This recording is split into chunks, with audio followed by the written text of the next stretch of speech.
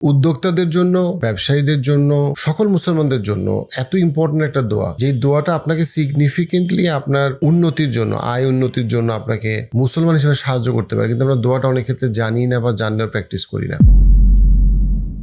জাবের ইবনে আব্দুল্লাহ রাদিয়াল্লাহু আনহু খুব বিখ্যাত একজন সাহাবী, রাসূলুল্লাহ সাল্লাল্লাহু আলাইহি ওয়াসাল্লাম, উনি যখন ইস্তেখারার দোয়াটা সম্পর্কে বলছেন, উনি বলছেন যে রাসূলুল্লাহ সাল্লাল্লাহু আলাইহি ওয়াসাল্লাম আমাদেরকে এমনভাবে দোয়াটা শিখাইতেন যেভাবে উনি কোরআনের কোনো একটা সূরা আমাদেরকে শিখাইতেন। আপনি একটু জিনিসটা চিন্তা করেন, উনি কতটা গুরুত্ব দিয়েছেন যে কোরআনের একটা সূরা রাসূলুল্লাহ সাল্লাল্লাহু আলাইহি ওয়াসাল্লাম যেভাবে সাহাবাদেরকে শিখাইতেন, উনি বলছেন এই দোয়াটা আমাদেরকে ওইভাবে উনি শিখাইতেন। সেটা হচ্ছে ইস্তেখারার দোয়া। এবং অনেকে আমরা এই দোয়াটা একটু বড় বলে আমরা দোয়াটা করতে ভয় পাই, কিন্তু দোয়াটা যদি আপনি কয়েকবার করেন, কয়েকবার পড়েন, এটা আপনার মুখস্থ হয়ে যাবে। মুখস্থ না হলে আপনি লাগলে দেখে পড়লেন, অর্থটাও পড়লেন, আরবিটাও পড়লেন। কিন্তু এই দোয়াটার ভিতরে আমাদের তাওহীদের খুব গুরুত্বপূর্ণ কিছু বিষয় আছে এবং আমাদের ডিসিশন মেকিংয়ে খুব ইম্পর্টেন্ট মানে একটা ব্যাপার, যে আল্লাহর উপরে নির্ভর করা, ভরসা করা, এবং আল্লাহর উপরে ভরসা করলে আল্লাহ যথেষ্ট, সেই বিষয়টাকে আমাদের নিজেদের মধ্যে রিস্ট্যাবলিশ করা খুব ইম্পর্টেন্ট। আমি দোয়াটার ব্যাপারে যদি আরেকটু মানে গুরুত্বপূর্ণ পয়েন্ট বলি, দেখেন, আপনি যদি চিন্তা করেন একজন উদ্যোক্তা হিসেবে, আসলে একজন উদ্যোক্তা কী করে, বা আপনি যখন ক্যারিয়ার স্টার্ট করতেছেন আপনি আসলে কী করেন, সবচেয়ে গুরুত্বপূর্ণ বিষয়টা আপনি আসলে কী করেন, সেটা হচ্ছে আপনি ডিসিশন নেন, আপনি চিন্তা করেন এবং আপনি ডিসিশন নেন, বিভিন্ন ডিসিশন। আপনি একটা ইন্টারভিউতে কী কাপড় পরে যাবেন, কিভাবে কথা বলবেন, কোথায় আপনি অ্যাপ্লাই করবেন, আপনি যখন ব্যবসা করতেছেন বা উদ্যোক্তা হিসেবে আপনি কাকে হায়ার করবেন, কাকে আপনি ফায়ার করবেন, কাকে আপনি প্রমোশন দিবেন, আপনি নতুন কি ব্যবসা শুরু করবেন, আপনি কন্টেন্ট ক্রিয়েটর হিসেবে নতুন কি ভিডিও করবেন। ইস্তেখারার দোয়াকে আমরা অনেক সময় খালি বিয়ের জন্য চিন্তা করি, যে ও খালি কারে বিয়ে করবো এই ব্যাপারে ইস্তেখারার দোয়া করবো, কিন্তু আসলে কিন্তু ইস্তেখারার দোয়ার সাথে অবশ্যই বিয়ের ক্ষেত্রেও ইস্তেখারার দোয়া করা উচিত, কিন্তু ইস্তেখারার দোয়ার সাথে বিয়ের কিন্তু সরাসরি কোনো হাদিস নাই যে বিয়ের সময় তুমি ইস্তেখারা করো। কিন্তু এটা জীবনের সকল ক্ষেত্রে, আপনি একটা কোরবানির গরু কেনার ক্ষেত্রেও এটা সত্যি, এবং জীবনের বিভিন্ন সময় যখন আপনি একটা সিদ্ধান্তহীনতায় ভুগতেছেন বা চিন্তা করতেছেন আমি কীভাবে আরও বেটার ডিসিশন নিব, একটা মিটিংয়ে আমি কোথায় কি ফিডব্যাক দিব, প্রত্যেকটা জায়গায় আমরা কিন্তু সিদ্ধান্ত নেই। এবং এই সিদ্ধান্ত একটা ব্যবসায়ী বা একটা উদ্যোক্তা ফান্ডামেন্টালি আসলে সিদ্ধান্ত নেয়, এবং তার সিদ্ধান্তগুলো যখন ভালো হয় তখন সে ব্যবসার সফলতার মুখ দেখে। যখন সে সিদ্ধান্তগুলো ভুল নেয়, ভুল মানুষকে হায়ার করলো, ভুল মানুষকে প্রমোশন দিল, ভুল ব্যবসায় ইনভেস্ট করলো, তখন তার সবই শেষ। আপনি যদি ইনফ্যাক্ট চিন্তা করেন যে আমাদের এন্টায়ার যে স্কুল কলেজ, এই যে এত অ্যাসাইনমেন্ট, এত কিছু, এটার কারণটা কি? এটা কিন্তু একটা গুরুত্বপূর্ণ কারণ হচ্ছে চিন্তা করতে শেখানো। আমাদের টোটাল এডুকেশনের যে ফিলসফির একটা মূল জায়গা, যেখান থেকে অনেক ক্ষেত্রে এডুকেশন সরে আসছে যদি আনফর্চুনেটলি, সেটা হচ্ছে চিন্তা করতে শেখানো। অ্যান্ড ওই চিন্তার পরে যেন সে প্রপারলি ডিসিশন মেক করতে পারে। অর্থাৎ একটা শিক্ষিত মানুষ এমন হওয়ার কথা যে আসলে প্রপারলি অ্যানালাইজ করতে পারে, চিন্তা করতে পারে, তারপরে সে ডিসিশন নিতে পারে। এবং আপনি যখন কর্মক্ষেত্রে যাবেন বা ব্যবসা করতে যাবেন, সবসময় আপনার জন্য এটা সবচেয়ে গুরুত্বপূর্ণ টুল। এই জন্য পৃথিবীতে critical thinking and decision making হচ্ছে আসল জিনিস। আপনি আপনার ক্যারিয়ারে কতটুকু সফল এটা নির্ভর করে আপনি কত এফেক্টিভ ডিসিশন নেন। এবং একজন মুসলমান হিসেবে আমরা জানি এটা হেদায়েতের অংশ যে আপনি ঠিক ডিসিশন নিচ্ছেন। আল্লাহ হেদায়েত দিলেই আপনি ঠিক ডিসিশন নিতে পারবেন। আর যদি আপনি কোনো সিদ্ধান্ত নেওয়ার পরে আপনি আল্লাহর উপরে ভরসা করে যদি আপনি সিদ্ধান্তটা নেন, তখন আপনি জানবেন যে এইটাতে যদি আমার জন্য আমি কোনো কষ্টও আমি ফেস করি, দেন সেটাও আল্লাহর পক্ষ থেকে পরীক্ষা, এবং আমাকে ধৈর্য ধরতে হবে, তার মধ্যে আমার জন্য কোনো বরকত আছে। আমরা যে সূরা ফাতিহাতে বলি ইয়াকা না'বুদু ওয়া ইয়াকা নাস্তাঈন, যে আমরা শুধুমাত্র আল্লাহরই ইবাদত করি এবং আমরা শুধুমাত্র আল্লাহর কাছেই সাহায্য চাই, এইটার কিন্তু প্রত্যেকটা কাজে আমাদেরকে এটা মনে রাখতে হবে। এবং যখন আমরা জীবনে বড় বা ছোট কোনো সিদ্ধান্ত নেই, সেই ক্ষেত্রে আমাদের ইস্তেখারার দোয়াটা কিন্তু আমাদের জন্য খুবই গুরুত্বপূর্ণ, যেটা আমরা যথেষ্ট গুরুত্ব দেই না।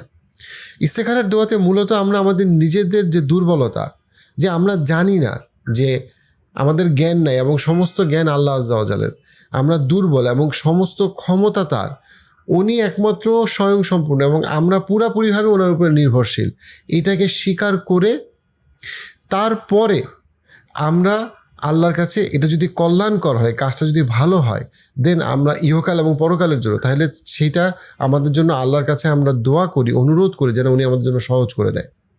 এবং এই কাজটা যদি আমাদের ইহকাল ও পরকালের জন্য অকল্যাণকর হয়, তাহলে সেটার জন্য আমরা আল্লাহর কাছে দোয়া করি যেন আল্লাহ আমাদের থেকে জিনিসটা দূরে সরায় দেয়।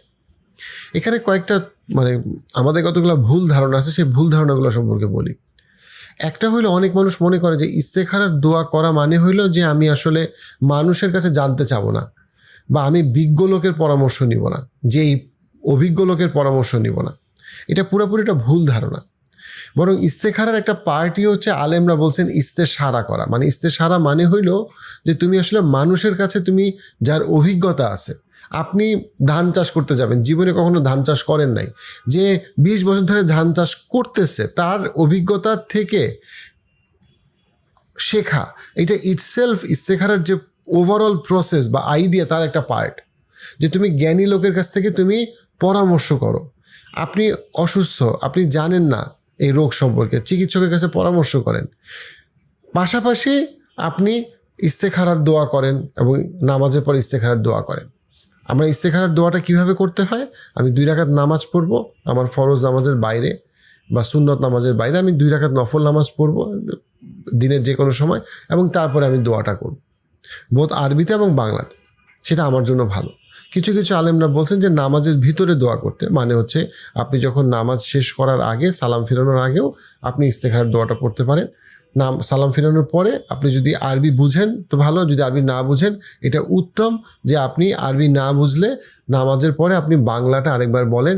এইটাই আমাদেরকে আলেমরা শিখিয়েছেন। সো দ্যাট দোয়ার একটা ইম্পর্টেন্ট জিনিস হচ্ছে দোয়াটা আপনি বোঝেন।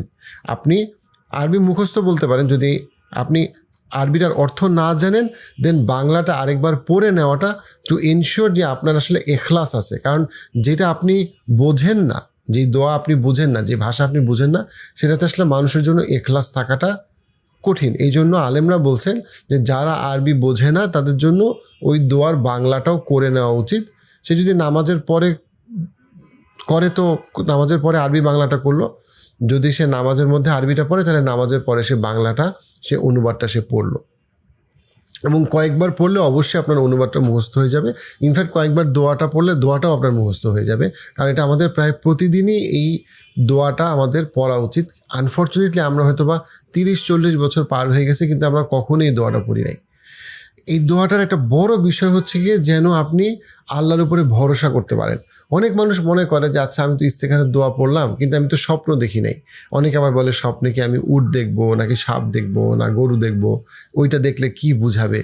দেখেন, ইস্তেখারার দোয়াতে কোথাও বলা নাই বা হাদিসে আসে নাই যে আপনি ইস্তেখারার দোয়া করলে আপনি স্বপ্নে দেখবেন যে এক্স্যাক্টলি আপনি কাকে বিয়ে করবেন, কোন ব্যবসায় ইনভেস্ট করবেন। বরং আপনি আল্লাহর কাছে হেদায়েত চাচ্ছেন, আপনি আল্লাহর কাছে সঠিক সিদ্ধান্তের জন্য গাইডেন্স চাচ্ছেন, এবং আপনি যেই সিদ্ধান্তই ইভেনচুয়ালি আপনি নেন না কেন, তার মধ্যে আপনি আল্লাহর পক্ষ থেকে বিশেষ রহমত এবং কল্যাণ চাচ্ছেন। স্বপ্ন দেখতে হবে এমন কোনো কথা আসলে হাদিস কোরআনে স্পষ্টভাবে বলা নাই যে স্বপ্ন দেখতেই হবে, স্বপ্ন দেখলে দোয়া কবুল হয়েছে, স্বপ্ন না দেখলে দোয়া কবুল হয় নাই। ব্যাপারটা এরকম না। চলুন আমরা ইস্তেখারার দোয়াটা আমরা রেগুলারলি আমাদের লাইফের একটা পার্ট বানাই।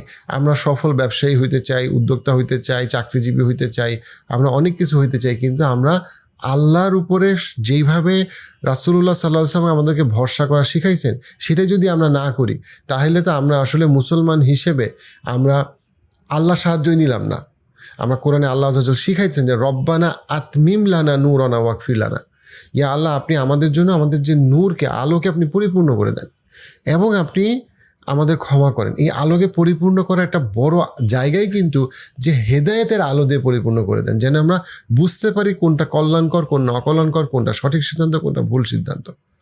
এই ইস্তেখারার দোয়া আমাকে আমার জীবনে অনেক হেল্প করছে, এবং আমি শিওর প্রত্যেকটা মুসলমানকে এটা হেল্প করবে ইনশাআল্লাহ। চলেন আমরা দোয়াটা শুনি।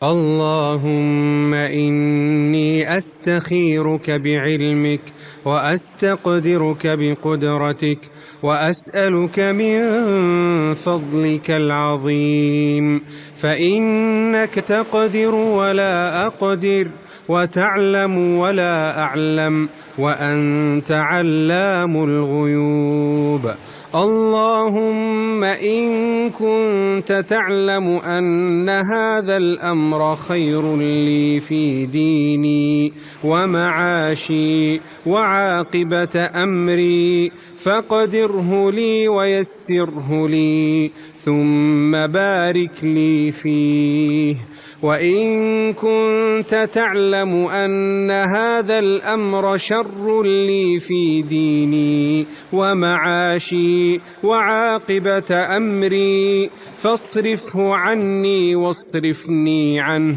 واقدر لي الخير حيث كان ثم ارضني به. এই ভিডিও ক্লিপসগুলো যদি আপনি মিস করতে না চান, পার্সপেক্টিভ ক্লিপসে সাবস্ক্রাইব করুন।